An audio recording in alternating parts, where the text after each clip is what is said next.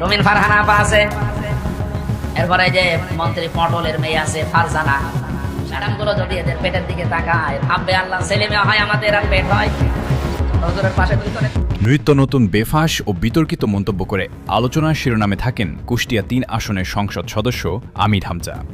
মানদানার পর এবার এমপি রুমিন ফারহানাকে নিয়ে কুৎসিত মন্তব্য করে বসেন আমির হামজা, যা নিয়ে সংসদ থেকে শুরু করে দেশের বিভিন্ন জায়গায় সমালোচনার মুখে পড়েন আমির হামজা। এই দিন সংসদ অধিবেশনে পয়েন্ট অফ অর্ডারে দাঁড়িয়ে স্পিকারের কাছে বিচার দাবি করেন রুমিন ফারহানা। যে কদাকার কুৎসিত ভাষায় ওয়াজ মাহফিল করেছে, যে কুৎসিত ভাষায় তারা বক্তব্য দিয়েছে, আমি আপনার কাছে এই ব্যাপারে বিচার চাইছি মাননীয় স্পিকার। কিন্তু সংসদে আমির হামজার নাম উচ্চারণ করেননি রুমিন ফারহানা। তবে স্পিকার হাফিজ উদ্দিন আহমেদ রুমিন ফারহানার বিচারে কোনো প্রকার সাড়া দেয়নি। এই দিন ওয়াজের ময়দানে রুমিন ফারহানা ও আরও 2 জন মহিলা সংসদ সদস্যের পেটের আকার, আকৃতি ও ভুঁড়ি নিয়ে কথা বলেন আমির হামজা। তিনি বলেন, এদের পেট কাটলে শুধু ব্রিজ আর কালভার্ট বের হবে, এদের পেটে উকুন মারা যাবে।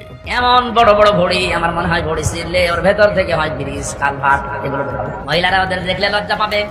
হঠাৎ করেই আমির হামজার এই বক্তব্য সোশ্যাল মিডিয়ায় ভাইরাল হয়ে পড়লে এ সম্পর্কে জানতে চাইলে তিনি বলেন, কখন কি বলেছি তা কি এখন আর মনে আছে? তবে অনেকে মনে করছেন শেখ হাসিনার আমলে অতিরিক্ত নির্যাতনের কারণে তার মাথায় একটু সমস্যা হয়েছে। যাই হোক, তার এমন মন্তব্য করা একেবারেই উচিত হয়নি। তিনি এখন শুধু একজন ইসলামিক বক্তাই নয়, সাথে একজন সংসদ সদস্য। তাকে এটা মাথায় রেখে কথা বলতে হবে।